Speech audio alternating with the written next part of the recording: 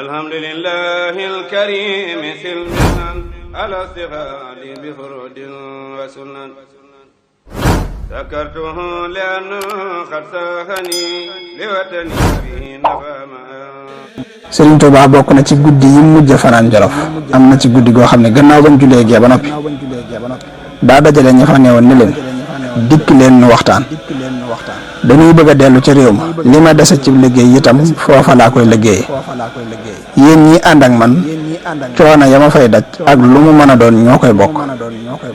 daa am lu ma leen di dénk loo xam ne na ngeen ko jàpp bala ñoo àgg foofa te bu ñu àggee foofa itam na ngeen koy jëfe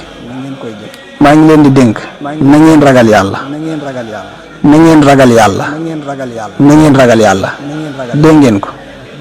ñu ne ko waaw Mbàkke sëriñ bi ne te nangu koo topp na ngeen nangoo liggéey te bañ koo yàq na ngeen ma fonkal julli juróom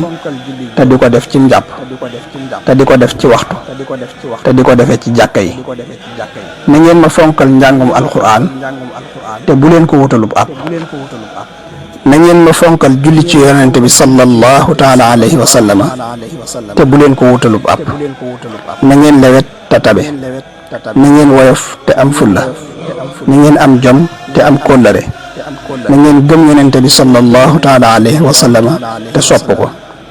na ngeen maytu ak tooñ tey jéggale na ngeen soppante te nangoo toppante na ngeen nangoo muñ tey rafetal seeni njort na ngeen di yaatal seeni gannaaw te bari yërmande na ngeen mën a muñ te am kersa na ngeen di wax lu baax te di ko jëfe na ngeen di am sutura te am wóllëre na ngeen yéene ñëpp jàmm te sàmm seeni kàddu na ngeen farlu te am fayda na ngeen laabiir tey tànn ay àndandoo bu leen iñaan bu leen siis aw leen siraatal mustaqim te bu leen ko wàcc bu ngeen jógee fii ba dem ca réew ma bu leen def fu leen neex dem bu leen def lu leen neex def bu leen def lu leen neex wax bu leen def lu leen neex lekk bu leen def lu leen neex naan lii ma leen di dénk ku sàmmoonteeg moom danaa la sàmmal sama bopp ba jofal la.